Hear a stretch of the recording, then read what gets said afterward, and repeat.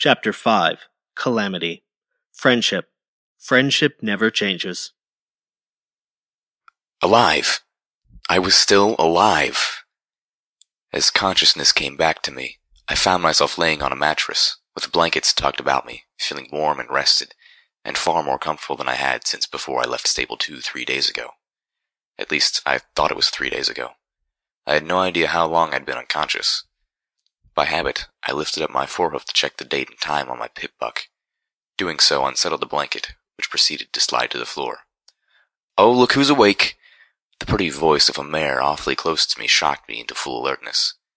Looking up and about, I found myself surrounded by several ponies, only one of which I recognized, and that was the Pegasus who shot me in the first place. I wondered if I was his prisoner. The voice had come from an equally pretty, white-coated earth pony, whose cotton candy pink mane matched the pink and yellow striped nurse's dress she was wearing. Scanning what I could see of the walls through the small crowd of ponies, I saw a line of 3 medical boxes, all the little pink butterflies perfectly in a row, and a faded pre-war poster apparently advertising jobs in healthcare services. "You don't need to be a Steel Ranger to be a hero. Join the Ministry of Peace today," announced the mayor on the poster, barely more than a filly, who wore the exact same dress that I saw brought to life before me. Between the decor and the lack of ropes or chains, I concluded this was a clinic, and I was not a captive. Besides, I was actually feeling quite good. Tired, almost like I needed a good nap. Except I wasn't sleepy. Just tired and kinda warm. I sat up, and the room spun. "Take it easy there, partner," the Pegasus, whose name I recalled was Calamity, although I was a bit fuzzy on how I had learned that, said, stepping towards me. I scooted back on the mattress. Oh, sure, he looked polite and gentle now with all these ponies around, but I'd seen him when he was all murder from above, guns blazing, death Pegasus. "Candy?" One of the other ponies, a gray-coated earth pony with a black mane and tail, asked as he looked to my nurse, although to me it sounded like he was calling her Candy, and I felt an oddly cheerful urge to agree. "Oh, she'll be perfectly fine. I mixed up the last healing potion she needed and gave it to her less than an hour ago." "Mixed?" The gray earth pony raised an eyebrow dubiously. Candy smiled. "Why, with apple snaps, of course. I find the medicine always goes down better that way." I couldn't understand why the gray pony face-hoofed. I felt perfectly fine now, better than fine, and pleasantly warm. The gray stallion started shooing all of my guests away. That made me feel slightly sad, although I really didn't know any of them. I'd felt so lonely these last few days, so eager to find civilization, and here it was, but he wasn't letting me keep it.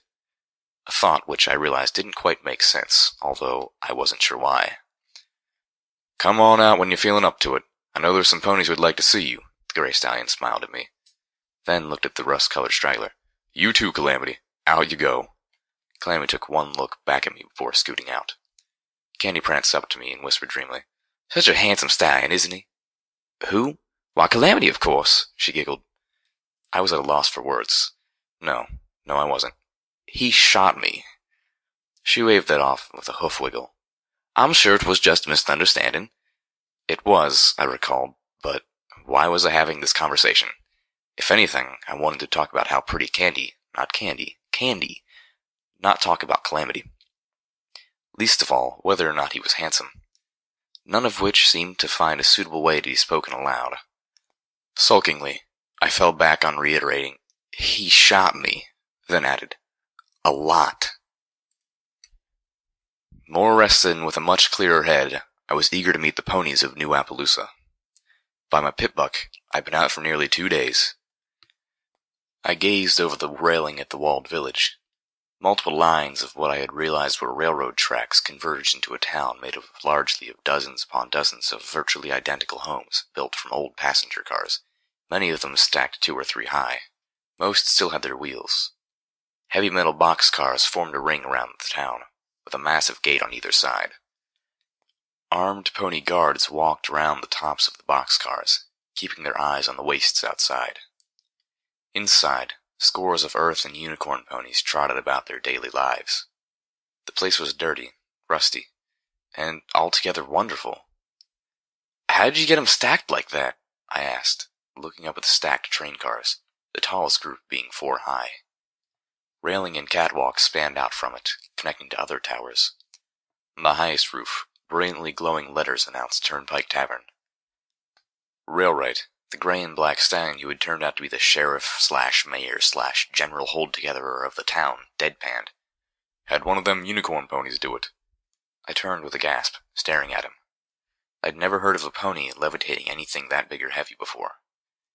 Railwright held that serious expression just a moment longer before chortling. I'm just playing with you. My astonishment faded into a sheepish grin as he smiled and pointed towards the sky behind us. That's what the crane is for. Looking back up, I could see the huge orange tower of metal jutting out above the town, a massive hook dangling from its long arm. Although, he continued, if you're looking for a heavy lifter, you can't do better than Crane. You should talk to him. Talk to the crane? I said slowly, trying to gauge if this was another joke. But it wasn't. Crane, he told me, was the name of a unicorn pony who worked in the train yard. Won't find a better and stronger telekinetic this side of the Candelot ruins. With that, Railroad offered to give me a grand tour. New Appaloosa's general supply store was called Absolutely Everything. It was the fourth stop on the tour. Railroad smiled knowingly as he coaxed me towards the odd-looking building. 3 train cars, each a different type, had been fused together to create the store. One of them was a barrel-shaped car of black metal dominated by a smokestack. This was one of the sources of smoke I had seen in the distance. Pausing in front of the door, I read the signs beneath the playful block letters of the store name. Yes, I do deliveries. No hooves, no nasty stingers, no service. Ask me about special orders. I won't answer, but I'll get right on it. Wasteland Survival Guide, available now. First copy for every family is free. I pushed the door open and stepped inside, and stopped when I gasped as I saw the zombie pony from the Raider Library. I could tell she was the same one by the way one of her eyes rolled up. The fact that she recognized me with an immediate bright smile and dashed out to give me an uncomfortably squishy hug were admittedly also cues. She back-trotted and waved a forehoof about in what was a surprisingly effective combination of welcoming and showing off the store. Something I hated to admit I was thankful for. The stench of her as she hugged me forced me to hold my breath. I had been sure gagging would have been impolite. Hello again? I said, feeling a little awkward. Last time the Pegasus zombie pony saw me, I was trotting off to put a bullet in a raider's brain pan. Howdy, said a familiar voice off to my left. I'd been so focused on the zombie pony that I'd totally missed that there were other people in the store. Turning, I found Calamity looking back at me with a bashful smile. Look, before you scamper, I just want to say how sorry I am. I didn't scamper, although I did take a cautious step back. I've been getting the story from Ditsy-Doo here, see? Ditsy-Doo. I turned to the Pegasus zombie. You wrote the Wasteland Survival Guide? Both Ditsy-Doo's eyes managed to focus on me, and she was absolutely beaming with joy, nodding fervently. Yes, I do deliveries. Suddenly, I had a very good idea how that book ended up in Ponyville Library, which, in turn, fortified my suspicions about Watcher. While I was thinking, Ditsy-Doo had rushed up, another copy of the book in her mouth, and was stuffing it into my saddlebags. The zombie pony was amazingly kind and generous, and had a severe problem with personal space. I opened my mouth to say something, maybe that I already had a copy, although considering there had been several pages torn out of the copy on the Raider's table, having another could be quite helpful. However, whatever I was about to say got derailed by a strange realization. You don't talk much, do you? Could zombie ponies talk? Ditsy-Doo stepped back and opened her muzzle wide, giving me more of a look inside of her mouth than I had ever wanted. Calamity focused my attention. Ditsy-Doo's tongue was cut out by slavers a few decades ago. She gets by real well without it, though. So then, Monterey Jack's warning had been cringingly accurate. Ditsy-Doo trotted to the sales counter, where she picked up a pencil in her teeth and scribbled something on the first sheet of a large pad of notepaper. She dropped the pencil and held up the notepad, her eye going weird again. Looking strictly at the paper so my gaze didn't rudely follow her eye, I read aloud. Because I couldn't talk, I took up writing. If it hadn't been for that, I would never have gotten so good at it. I looked up at her with a blink. Ditsy-Doo put down the pad, picking up the pencil again, and added a line before lifting it again for me to read. Now, how about we get you some better armor? Bottle caps? That's what ponies use for money out here. As absurd as it was, and it was absolutely ludicrous, I should have seen that coming. No wonder the raiders were hoarding the things. No wonder there were empty bottles littered everywhere, but not a bottle cap to be found. Except, of course, for the one I tossed casually away somewhere outside iron-shod firearms. My stable utility barding was back at absolutely everything. Ditsy-Doo didn't have any armor in my size, but she swore she could modify my barding so it was better than the best armor any raider could scrounge together. She offered to do it for free, but I insisted on paying her for work. And that's when I discovered the absolutely cockeyed, no offense to Ditsy, barter system used throughout the equestrian wasteland. Bottle caps. Seriously. Fortunately, pre-war money was still worth something, if only in bulk. If for no other reason than they could get sodas out of the few vending machines that hadn't simply been pried open and raided already. Ditsy-Doo took all but a few of my coins. I had no idea if what I'd given her was a fair price, but I suspect I was getting a generous discount. She also insisted on giving me a sheet of paper detailing an entirely different use for bottle caps, a way to turn them into homemade mines. Apparently, it was going to be an insert for the Wasteland Survival Guide's chapter on mines, but some pony wisely discouraged her from including it. When I had left absolutely everything, Railright commented, "Ditsy-Doo's our resident Pegasus, as well as our resident Ghoul." Right, because Ghoul Pony sounds so much better than Zombie Pony. "Although," he continued, poking a hoof towards Calamity, "I keep telling this one he's always welcome to settle down here in my town. He's been keeping the caravan safe going on for 4 years now." Now, as I was on my way to meet Crane, with Calamity trotting along beside me, I finally ventured conversation with the rust-colored stallion. "So, you don't live here?" "Nope, got my own place about half an hour's flight distant." I thought over what I knew of Pegasus ponies. A place up in the clouds?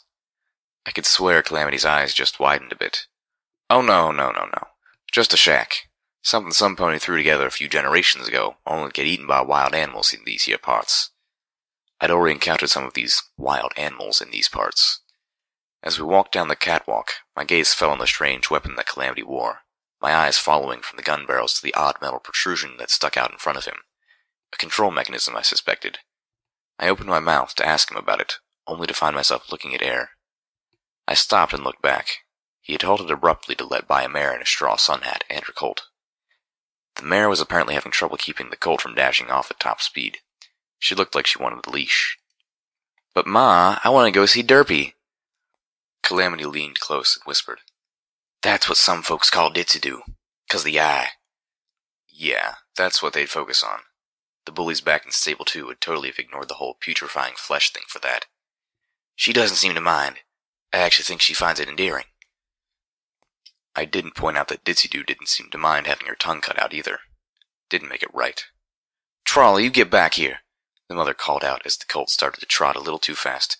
"And you stay away from that store. I don't want you bothering that thing." Thing? Okay, I'll admit I'd thought of her as an it a few times, but that was back when I thought she was dead. I stopped. "Excuse me, miss, I'm new here. Is there something wrong about Ghoul ponies?" The mare looked abashed, staring more at Calamity than me. I didn't need to look. I could feel his scowl. "Well, nothing against good old Derpy, Miss Ditsy-Doo, but, well, you know."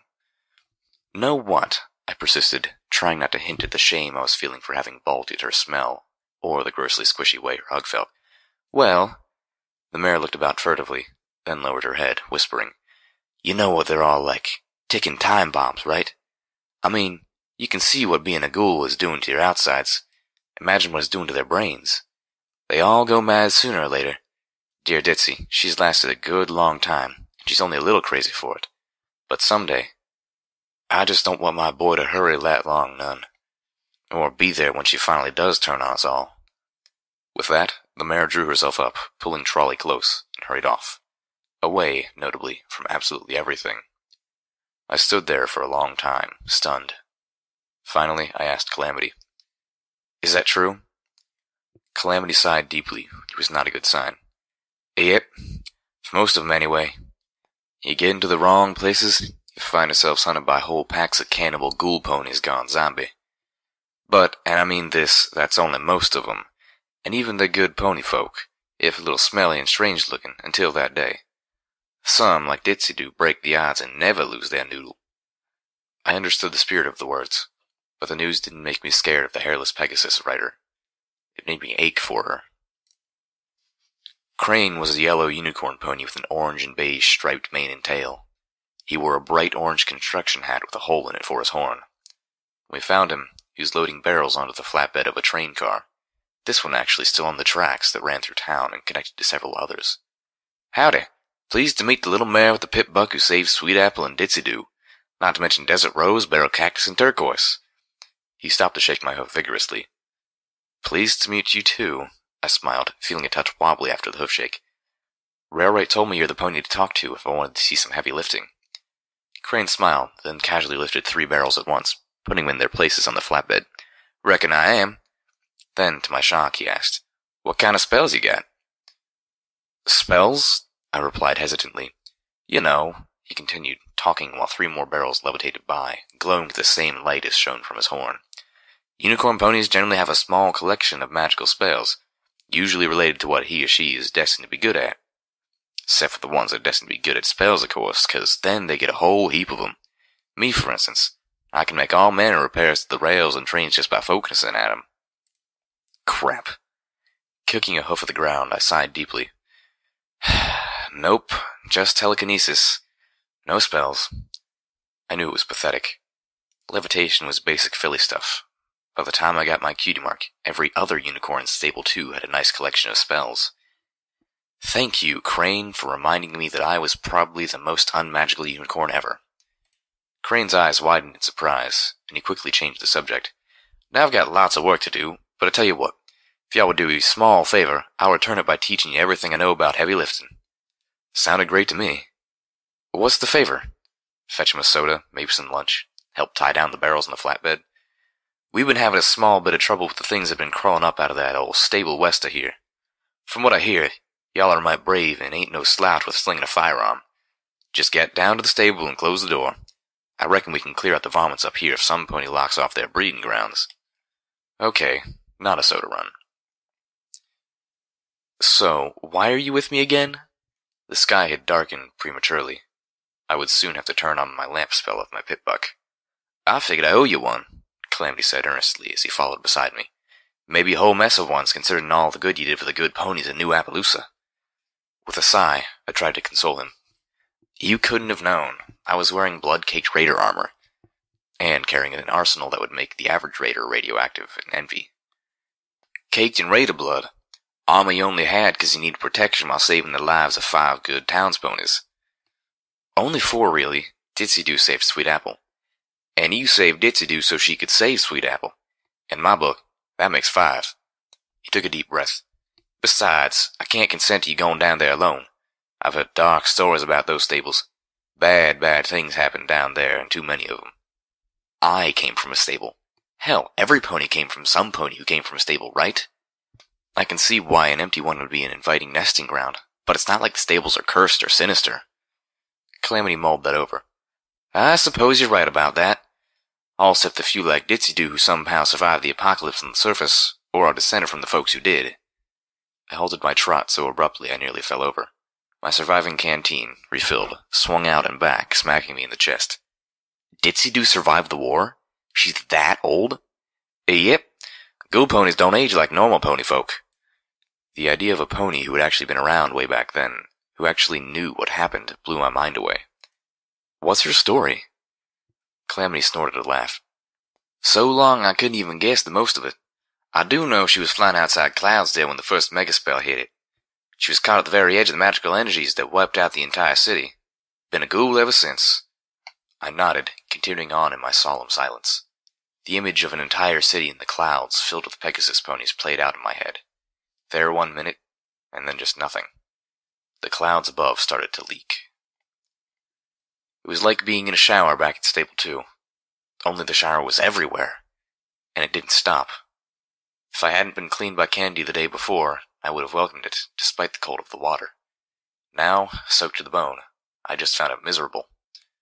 The sky had turned so dark I had to turn on my pip-buck's lamp spell to see ahead of me. In theory, it was still daylight, but that was hard to believe. A ferocious wind had picked up out of nowhere and was whipping the rain at us like a weapon. "What's going on?" I cried out to Calamity above the storm. "It's a thunderstorm, and a mighty big one. We best be finding some shelter, 'cause it's getting started." "Thunderstorm? I hollered back as a patch of clouds lit up briefly but brilliantly. "What's thunder?" Kaboom! The sky exploded. It was the sound of a gunshot, if the gun was wielded by Celestia herself, and made out of pure awesome. I actually tried hiding under Calamity. "Get a hold of yourself there!" Timidly, and a little bashfully, I backed up and got on my hooves. Another flash illuminated the whole countryside in stark white and shadow, gone before I realized it had happened. Another mighty boom tore the sky, following close behind the flash. Calamity had to put his forehooves on me to stop me from trying it again. "If y'all are so scared of the thunder, wait till you actually see the lightning," he chuckled. "Now let's get to moving so as we can find some shelter." Each flash of light in the clouds was followed by a terrifying crack or a mighty boom. A little later, I did indeed see lightning. I'd been envisioning lightning bolts like those blasts of electricity like the brainbots had been shooting at me. This was nothing like that. This was a white tear through the sky, like the universe itself had been slashed open. It lasted an eye blink, but I still saw its afterimage floating in front of my face for several minutes later. I also saw some pony, or I thought I did, in the far distance on a hilltop, briefly illuminated by the lightning. I couldn't tell if it was a unicorn or a Pegasus. At first, I thought it was both. But the vision was gone before I could be sure I had seen anything at all. We galloped, the ground beneath us increasingly muddy and treacherous, until we were forced to stop by a raging, frothy river. The muddy, rushing water was tearing away at the banks on each side. I could see the black shapes of uprooted dead trees as they were carried away. Just beyond the other side rose a cliff face. Water was pouring down the cracks of the cliff in 100 rivulets, each feeding into the river at the bottom. Across from us, just a little way up the cliff, was the dark mouth of a cave. The path up to it was already washed away. I stood there, staring helplessly, trying to figure out how we were going to get across. Then, I felt myself being lifted into the air as Calamity flew us over the river and set me down on the mouth of the cave, feeling quite stupid. I stepped further in, shining the lamp of my pit buck into the cave. The path continued up about a yard, then took a steep decline with frightfully old metal stairs, rusted nearly black, leading to a concrete landing. Once at the landing, the rough walls were replaced by stonework. At the end, a very familiar-looking steel door hung open on its hinge arm. The number 24 was emblazoned on the center of the door. Beyond lay a rusted, ruined doppelganger of the place I had once believed would forever be my home. Calamity rushed past me. "Don't stand there gawking. Help me get this door shut before that damn river spills its banks completely and floods this hole." He was trying to push the door physically. I looked down, noticing for the first time that the floor of the cave was already a puddle, 2 inches deep and growing. Moved to action, I rushed to the controls. I paused long enough to check the bolting mechanism, which was actually entirely missing, and making sure I'd be able to open it again. Sat aside that I could, or tried to push up the lever, but it wouldn't budge. Focusing, my horn glowing brightly, I added my telekinetic strength to that of my hooves. With a loud, grinding sound, the lever moved. With a wheeze, the lever arm moved, and the door to Stable 24 slammed shut, groaning in protest. "You realize that we just shut ourselves into the evil, scary stable of spookiness, right?" I teased my self-invited companion as he stared about the place in wonder. I'm trusting you're right about what you said earlier. Reckon if any pony knows better, 'twould be you." He shot me a nervous smile. "Besides," he added, flapping his wings, "not like these are going to do me any good down here, one way or the other." My eyes caught the harness Calamity wore.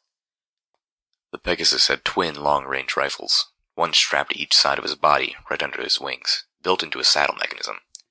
Thin metal reins reached out in front of him, ending in a bit that hovered a few inches below his mouth. By biting on it, the sibling barrels would fire at once. The saddle was designed to reload on command, possibly triggered by pulling on the bit, or biting differently. I couldn't tell. "Hey, Calamity, I've been meaning to ask you, what is that?" I pointed a hoof at the contraption. "What?" He looked around, spinning in place. I couldn't suppress a laugh. He stopped looking at me, then back behind him again once more before. "What do you mean, my battle saddle?" I nodded. "Fine piece of work, ain't it? I designed it myself." He reared up, showing off proudly. Then, after my expression, asked, "You mean to tell me you ain't never seen a battle saddle before?" I shook my head. "Well, ain't that a thing?" He strutted about. "There's basically 2 types of firearms, loosely speaking. There's the small ones that the pony can stick in his mouth and levitate round if he's a unicorn. Then there's battle saddles for all the firearms that are just too big and heavy to have, and too much kick to wield without support. Now I've seen all kinds of weapons built into battle saddles. Machine guns, rocket launchers. Rocket launchers? My tail drooped and ears fell back at the thought. Yep. Even magic energy weapons. He paused. For those are so damn scarce you're not likely to ever see one of them yourself. I filed that away for future reference. After checking my pip buck for radiation or similar dangers, and the EFS for any glows of hostility, I took a long gulp from my canteen and began plotting our course. I was confident from my lifetime in a stable that I could navigate this one with no problems. If the layout was the same, the door to the right in the next room should lead to the stairs headed downward. That would be the cafeteria, living quarters, school, and clinic. To the left, a corridor leading deeper into maintenance, including the ever-familiar pit buck technician maintenance stall. Without a second thought, I decided we'd go right first. Calamity, meanwhile, had scouted all the immediately adjacent rooms. He came back with a mildly surprised look. They got a box of dynamite in the storage room over yonder. Okay, that was a bit surprising. I felt my ears stick up. You weren't going to find that in Stable 2. What was in it? Dynamite, I reckon, Calamity said, mock scholarly. In truth, I don't know for sure. It was locked, and I wasn't about to go shaking it like a birthday present to try and figure it out. On the off chance it might be full of, dynamite. I followed the rust-colored Pegasus back to the storage room to check it out. But after 3 tries and loss of 2 more bobby pins, which I was beginning to run alarmingly low on, I had to admit the lock was beyond even my self-proclaimed expertise. Instead, I suggested we move on along the path I originally planned. The door to the living quarters slid open with a reassuring hiss. The lights gave off a familiar whine, those that still worked. Already, Stable 24 was making me horribly homesick. Worse, the dull ache in my heart mixed with a disconcerting sense of wrongness.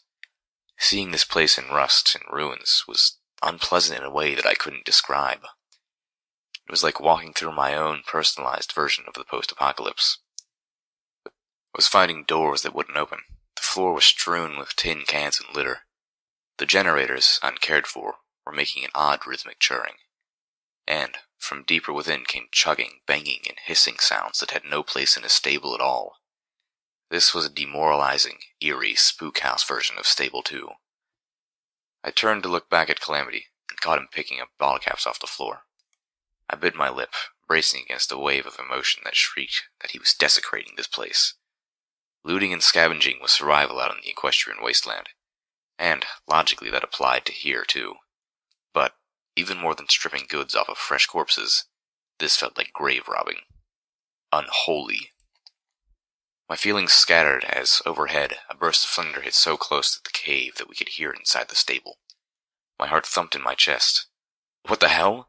I stammered, waving my forehoofs to indicate the sky outside. I told you. Thunderstorm. That isn't like any storm I've read about in my textbooks, I encountered. Calamity looked at me with a softly mocking expression. Weather ain't like it used to be. The sun and moon ain't guided through the sky by ponies anymore. We Pegasus. The goddesses Celestia and Luna move the sun and the moon through the sky each and every day, I shot back, scandalized. How could he even say that? That was like blasphemy. Oh yeah, he rolled his eyes at me. From their place in pony heaven. Right. I bristled. He stared quietly till I gave in, motioning for him to continue. As I was saying, we Pegasus ain't around scheduling the weather, neither. Equestria's weather's gone wild. I felt a chill down my mane. Through the metal walls in the mountain, we felt the percussion of the storm. I had begun to wonder how over-engineered Stable 2 must have been for me to have never heard of storms like these. Obviously, it was designed to stay closed longer, which I was figuring probably accounted for other architectural differences I had started to notice. Huh, I thought out loud. There's only one section of bathrooms. At least only one in the living quarters section of the stable. Back in Stable 2, there were 2. One for mares, one for stallions. The floor outside was wet, and I could hear a roar or gurgling, splashing sounds from behind the bathroom door. Also, unlike Stable 2, Stable 24 was connected to the aquifer, its water supply merely purified with antitoxin and anti-radiation spells. With the downpour outside, every sink and toilet was backing up. The same went for the water fountains. The one between the school and the living quarters was spraying brown water. The horrible noises were coming from the pipes and plumbing rather than unnatural monsters. I stopped dead as a red spot flashed up on my compass of my EFS. Somewhere, just ahead of us, was surely one of the creatures Crane had talked about. Not, I realized, that either of us had bothered to get a description. So, any idea exactly what sort of varmints we're supposed to be looking for down here? I whispered as we both crouched down, moving as stealthily as possible. While bathrooms weren't segregated, sleeping areas were. The main floor for stallions, and a lower one for mares. That, too, was different than Stable 2, where the quarters were geared towards families. My EFS felt annoyingly limited, unable to tell me which level the creature was on, just that it was almost dead ahead now. I levitated out Little Macintosh, ready as I could be. Actually, no, Calamity whispered back. And I recall, we ain't supposed to be looking for 'em. We're supposed to just close the door. As I recall, I retorted, maybe a slightly bit less quietly than I should have, I'm supposed to be closing the door. You weren't supposed to be anywhere. I couldn't deny that he had a point. In fact, if trapped inside a creature's lair, poking around was probably the dumbest thing a pony could possibly do. On the other hoof, this was another stable. My curiosity and sense of connection wouldn't allow me to leave it unexplored. And if I was trapped in here for a few hours, well, no time like the present. Calamity shook his head, but followed all the same. We moved a few steps closer, and the red spot winked out. I turned quickly, trying to see if it had somehow gotten behind us, but there was nothing. Either the creature had evaporated, or we were right on top of it, one floor up. We crouched there, keeping still and quiet. After a moment, the red spot appeared again, once more right in front of us. And a few seconds later, it vanished once more. This time, apparently, for good. Aside from age and deterioration, the school in Stable 24 looked exactly like the one back home. Students' tables, all in nice little rows. A sharing area with toys. The teacher's desk, with a terminal, pencils, and even a long rotted apple. The only real difference was a large glass tank, which could have once been an aquarium. Even with rusted walls, this felt like home. It should have been comforting. Instead, it was unpleasantly weird. And it was putting me on edge. The constant banging and screaming of the pipes was adding to my discomfort and giving me a mild headache for good measure. Worst of all, we had encountered 3 more ghosts, hostile entities that appeared on my eyes forward sparkle, but nowhere else. A matter not at all helped by the fact that Calamity had no pit buck of his own, so he couldn't tell what I was reacting to. I was beginning to worry that my eyes forward sparkle, or even my pit buck itself, had been damaged or warped by exposure to the wasteland. Unlikely, I reassured myself, remembering that they were made to withstand much worse than this. What was more likely, and less comforting, was that the creatures down here had magic of their own. You ever heard of any pony named Prince Celeste? What? I trotted over, brow furrowing. Let me see that, I said, snatching the book from the desk in front of him with a glow of telekinesis. I read a few sentences, then slammed the book shut to look at the cover. It was a children's storybook. The Stallion on the Moon? Calamity chuckled. You know, I think I remember my ma reading a story like that. Only it was a mare in the moon, if I recollect. That's because it's supposed to be the mare on the moon. Quickly, I began looking through the other books on the desks and school shelves. When I was done, I had reached important feeling observations. 1. Every significant pony in every book had been changed into a stallion. Well, I suspect some of them were stallions to begin with. 2, I continued undaunted, even though my voice sounded strained even my own ears. Not one story or textbook has anything but the vaguest references to the history or governance of Equestria. Not that Stable 2's libraries were stellar in that regard. The most recent history in any of our textbooks was over a generation old. But this here wasn't a lack of material. This was a deliberate alteration of facts and context. In the portion of the stable dedicated to education, it was... You know, you're gonna burst something if you don't calm down a touch. I tossed the book I was holding into a corner with malice. I was about to trot out, indignation wrapped about me like a coat, when I remembered the terminal sitting on the teacher's desk. The screen was giving off a soft glow. I trotted over and prepared to hack into it, only to be slightly disappointed when it offered up its secrets so readily. Such as they were, There were entries mainly filled with notes on attendance and grades. Two stuck out, though. First, had a real surprise when we tested the young unicorns on their magic today. I had all my little ponies bring in their pets and show me how they could make them levitate. Simple enough, although a squirming animal can add a level of difficulty for foals at this age. I had to let both Butter and Paradance each borrow the class mascot, since neither have a pet of their own. Paradance was thrilled, but I think Butter is terrified of the snake, although she's been told it's defanged and harmless. Needless to say, Butter didn't do very well.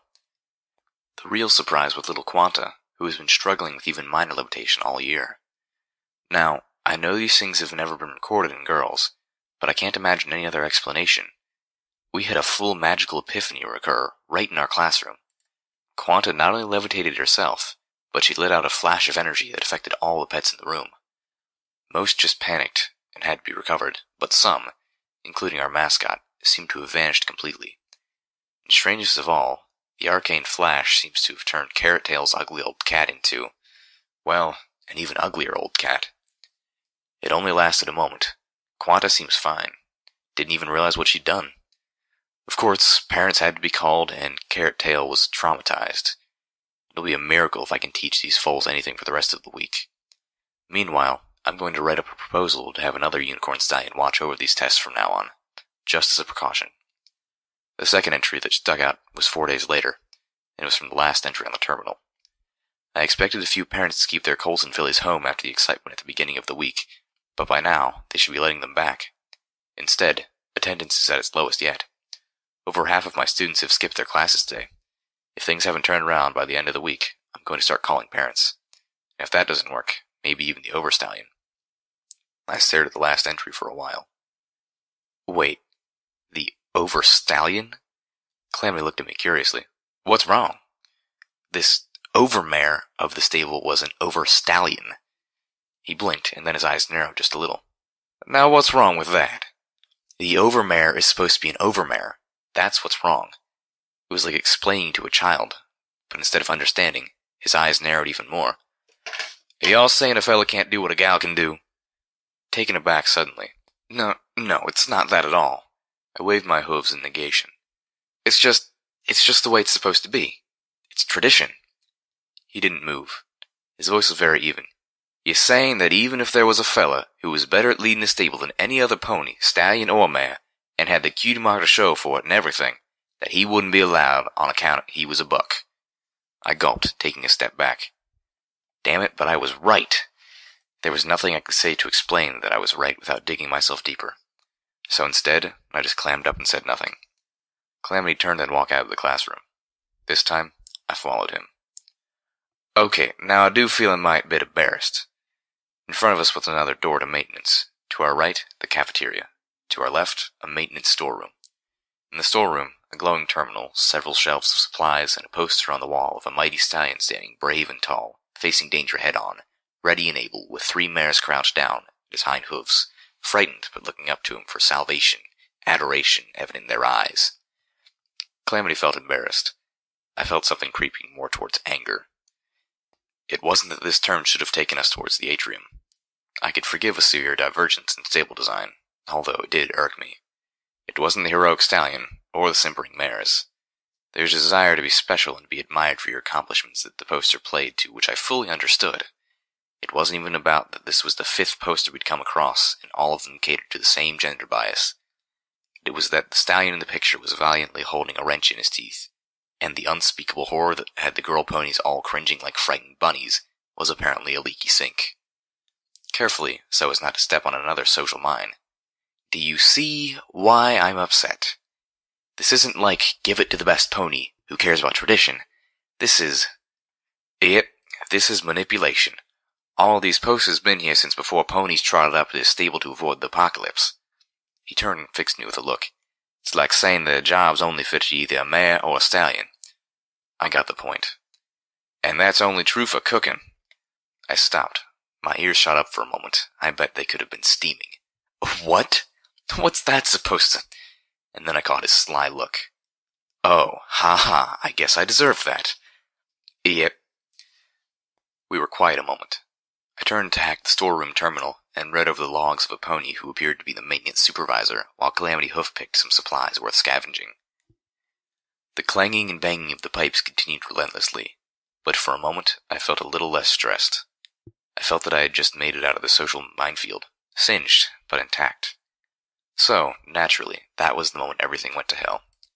I had just finished the 4th entry and was partway through the final entry when my EFS flared up, with not 1 ghost, but 5. Entry 1. I cannot believe my luck. Persimmone is one fine mare. The date last night went incredibly well. She even let me kiss her. And her little filly, Carrot Tail, seems to like me too. Even better, I kinda like her. I don't have to pretend like I thought I would just spend some more time with her mother. In fact, we have a second date planned tomorrow night. Oh, and Greyhorn finally fixed the lighting on level 2B. That flickering was driving every pony bonkers. Entry 2. Damn it, of all the luck. First, the whole lighting strip on guess which level blows out, plunging the damned atrium into blackness in the middle of a rush. Even worse, Persimmone postponed our date. Some unicorn filly did something wonky to Carrot Tail's pet, and Persimone's been with her all day trying to keep the little cunt from drowning in her own tears. Take it back. I hate children. Entry 3. Got called to the Overstallion's office today. Big emergency that required my special talents. Any guesses? Locked himself out. Again. Again. This is the 3rd time this week. Fortunately, any pony with half a lick of sense could get that thing open. Weakest damn lock I've ever seen.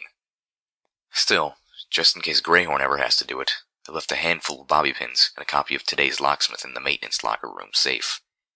I've even highlighted the most useful bits for him. So as long as he doesn't forget the password, even he shouldn't have a problem.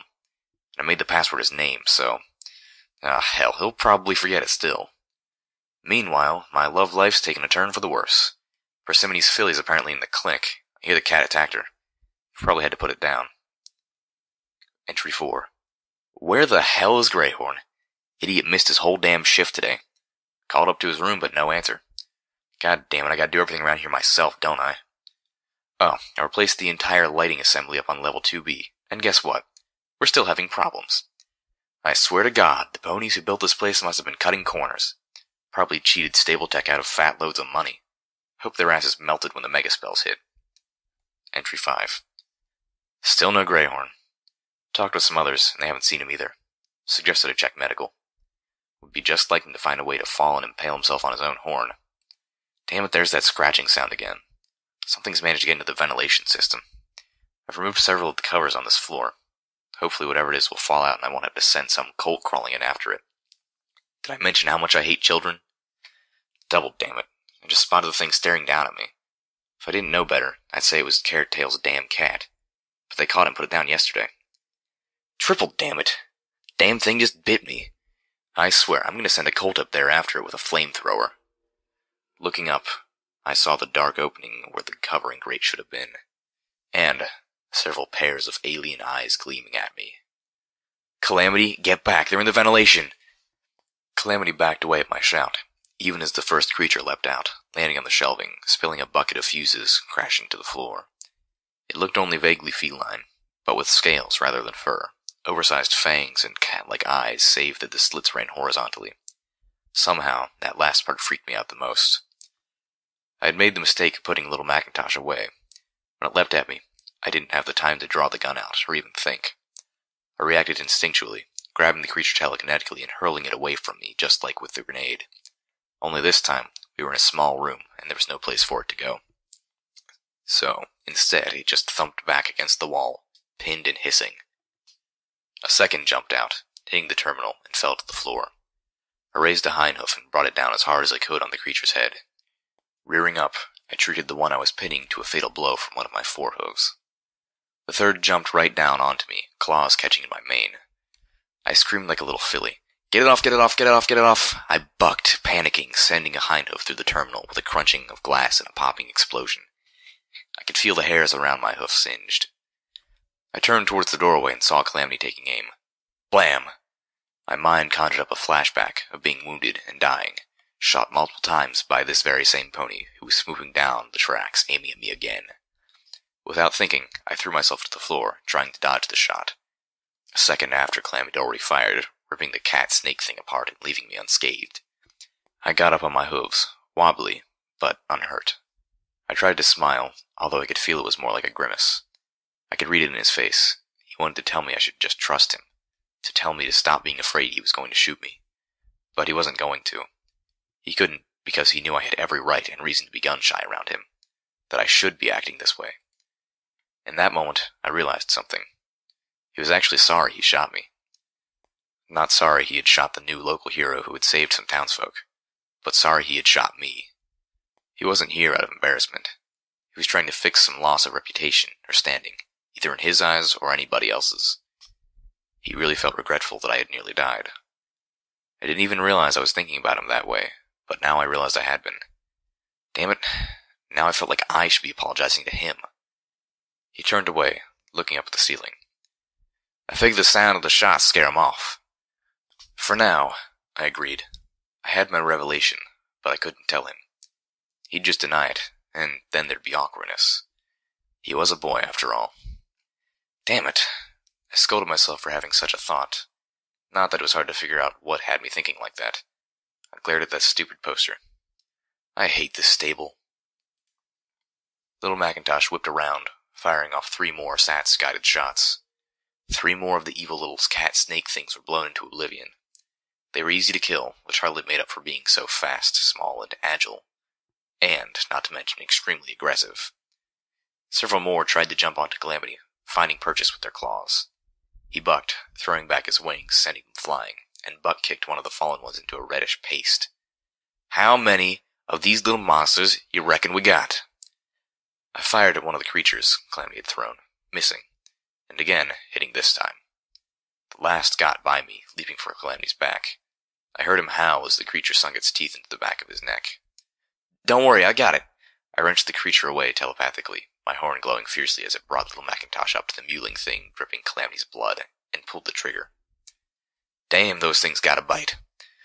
Hold still, let me look. I was already pulling out medical bandages out of my saddlebag. Was nearly out of those. I knew we could get some in either the clinic, which should be ahead, or in the living quarters bathroom, which would mean a lot of backtracking. We had gone through maintenance, a trip that had been a long, wet, but uneventful slog through the lowest part of the stable, which was half filled with water. We'd found the locker room, and with the password we had opened the safe. My bobby pin collection was now far more comfortable, and today's locksmith had been tucked neatly in my saddlebags. The only creatures we had found in maintenance were dead, drowned. Despite looking like a cross between a serpent and a cat, the little monsters didn't seem to be able to swim. Thank the wasteland for small favors when you can get them. We did, however, start finding skeletons. Sporadically at first, and now in groups. The closer we got to the atrium, the heart of the stable, the more death we found. I couldn't hold back the images of someone walking through Stable 2 and finding the bodies of everyone I had known for all but the last few days of my life, dead like this. For a moment, it was too much. I had to rest, to clear my head. No less than 9 of the damn things chose that moment to attack us. Wrapping Calamity's wound, I grimaced at my lack of medical skill. If I tried to join the Ministry of Peace, they'd kick me out of my tail. It was bad enough when only I would die if I didn't know the right end of a potion bottle. I really didn't like having anybody else relying on me and my lack of skill. Still, we were up and moving in the right direction. Except we really weren't, were we? The more I thought about it, the less reasonable my reasons for wandering around down here seemed. Finishing, I turned away and looked back down the way we came. Okay, now that's it. I've been a dumb pony. We turn around, gallop back to the entrance as fast as we can, barricade ourselves, and wait the damn storm out. Then, we leave and close the door behind us. Actually, I'll vote we continue to the clinic. I turned, surprised. Seeing Calamity made my surprise turn to shock. Then horror. I'm guessing y'all, he teetered, looking pale beneath his coat, would keep something there for, poison? Thump. Down went the Pegasus. Calamity! Chimera. From the personal notes of Dr. Briarberry, head of medicine, Stable 22. I've chosen to call this new species Chimera for what I feel was a suitably obvious reason. The creature was the result of a wild magical burst from a rather exceptionally gifted filly named Quanta. In a flash of uncontrolled magical power, Quanta managed to fuse several creatures within her vicinity into a single being. A fully functional and completely new life form. The initially created chimera took several days to molt before revealing its true nature, during which time another filthy, Carrot Tail, was attacked by the creature. She was rushed to the clinic, but perished within hours from an unknown magical toxin injected to the child by the creature. After molting, the chimera subsequently attacked a maintenance worker by the name of Greyhorn. This time, both the chimera and its victim were fully mature.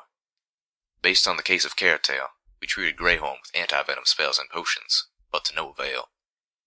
Greyhorn lasted 3 times as long as Carrot Tail, and was in extreme agony for most of that period.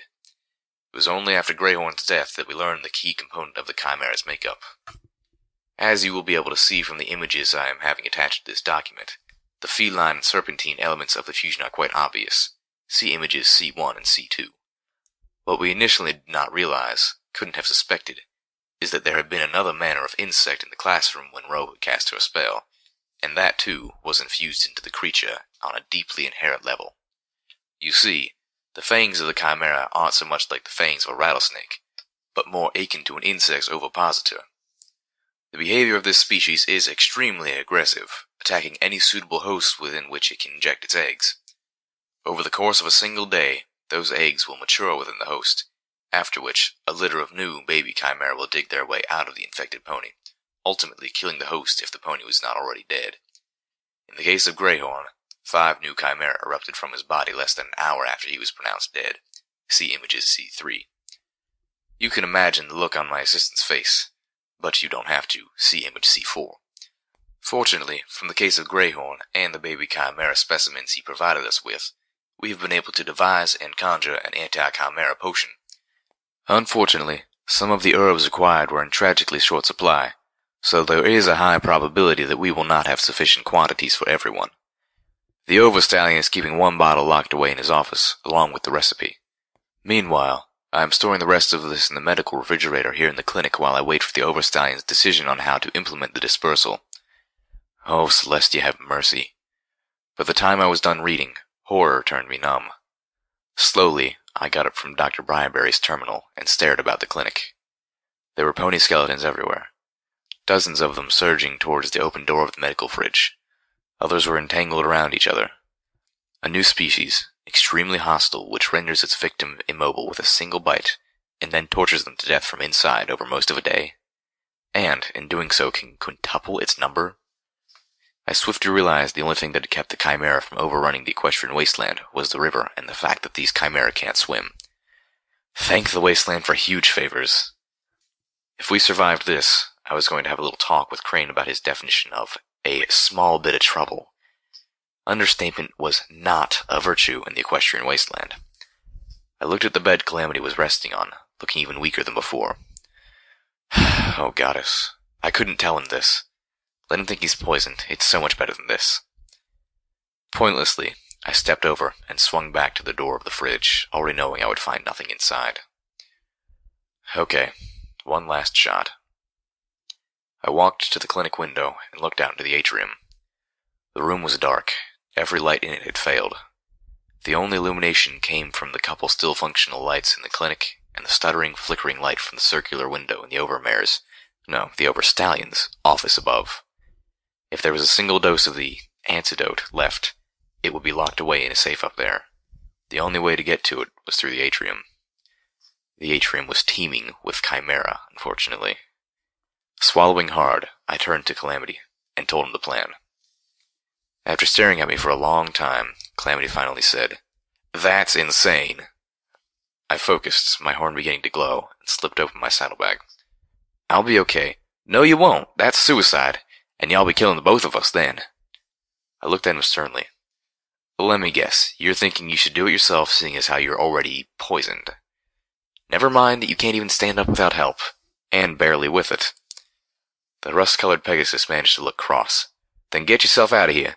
At least one of us will survive this crazy stable." Now I got to play cross. I am not leaving my friend behind. I reloaded Little Macintosh. Calamity coughed. He looked at me with genuine astonishment. "Friend? But I shot you." I rolled my eyes at him and nodded. "Yes, you did. And I'm planning to needle you about that for the rest of your life. And I'm sure not going to get my blood's worth if you die today. Don't be a stubborn fool, little Pip. There's no way in tarnation you can possibly. Levitating the stealth block up for Calamity to see, I smiled with a whole lot more confidence than I felt. I do have this. It was, without questioning, the most harrowing 2 hours of my life. Inching my way through the darkness, surrounded by lethal predators. They couldn't see me, but in the darkness, it was only by my EFS and targeting spell that I was able to keep from stepping on or brushing against one of them. It was a minefield, and as I crossed, I realized just how calling my own stupidity a social minefield did flippant injustice to an actual minefield, and anyone who'd ever been caught in one. This was a minefield, and all the mines were alive and moving. One wrong move, and it wasn't just I who would die for it. But I did make it. And for once, the wasteland was pouring out the favors. The Overstallion's door was an easy pick, as advertised. From the skeleton, I guessed the Overstallion had locked himself in, and I feared he had consumed the anti-chimera potion. But within his locked safe, I found both it and the recipe, as well as an old recording. My guess was that it was his last words. If it had been stable too, and I had been the Overmare, watching everyone die because of some magical accident, I suspect I might have done the same. I took all 3 items. I figured I should, considering what I was going to do next. Even after drinking the remedy, Calamity was going to take some time to recover. There was no way to know how long it would take. Lifting both the Pegasus and Little Macintosh, I followed my path back, all too aware that the damn Chimera were using the ventilation, and that even cleared areas were not to be trusted. I made it all the way back to the storage room near the main door. Sitting down with today's locksmith, I went through, finding all the tips I could in a short amount of time. The highlighting really helped. Outside, thunder shook the mountain reassuringly. I looked up and thanked Celestia for the storm. The tips from the book proved useful. With a bit of effort and only one bobby pin, I was able to get to the box marked dynamite. Inside there was indeed dynamite. I removed each stick gingerly, then placed a curled up Calamity into the box, closing it. Should a chimera come for him while I was busy, I didn't want it to be able to get at him. For the next few hours, I ran back through the entirety of Stable 24. Everything but the atrium. I opened each door that could be opened, and then blocked it with a trash can, or a tipped-over filing cabinet, or anything else that would keep the door from closing. As for the atrium, after looting the clinic for medical supplies, I left a stick of burning dynamite on the windowsill of the clinic and ran. The rest of the dynamite was to blow the cave opening enough just to bring the river pouring in. By the time I was ready to set that off, Calamity had gotten up and wondered why he was packaged as high explosive. His eyes got wider and wider as I explained what I was doing. Damn! That was all. We'd been down in Stable 24 for most of the night. It was dawn by the time we returned to New Appaloosa. At least, in theory. The storm had stopped pounding the crap out of the wasteland, and was now content to just rain on us. Candy was kind enough to let me crash on one of her unused beds in the clinic. More than fair payment for giving her the anti-chimera cure. One copy of it, that is. It was still raining after I woke up, later in the afternoon, and it was late evening before Calamity had woken up and trotted out to join me. By then, I had finally been making some progress under Crane's tutelage. I was panting and sweating heavily as we stopped for a Sparkle Cola break. I say we're even, I told Calamity as Cranes floated an ice-cold Sparkle Cola over for each of us. I don't understand. If we'd just stayed put at the door, you would never have been bitten. If we'd stayed at the door, you never would have gotten the antidote. If we'd stayed put, you never would have needed it. Aha! But some pony else might. Crane said they'd been having trouble with the critters, so obviously some of them had to be getting out. Crap. I'd forgotten all about that. Still, with luck, and with their nest destroyed. It wasn't your stable, you know. Calamity's voice had taken a solemn quality. I looked at my new friend. What? I know you grew up in a stable, but it wasn't that stable. Of course it wasn't. I knew that, but I still wasn't sure what Calamity was getting at. It's just, you seem to be taking what we found down there, I don't know, personally. He looked at me earnestly. I just wanted to remind you that, that's all. He was right, of course. I don't know what I was looking for, or I had expected to find, but I'd let Stable 24 become a personal affront. Stable 24 had never been my home. I had no relation to it at all. The only threads connecting the different stables were 200 years old, dead, and buried in a history mostly forgotten. Stable tech hadn't existed in a long, long time. I had no allegiance to it, and the long dead couldn't bear any responsibility to me. Oh, I pulled out the recording from the Overstallion's office. Should we hear what's on it? Footnote. Level up. New perk. Gunslinger. While using a mouth-held or levitated firearm, your chance to hit in stats is increased by 25%.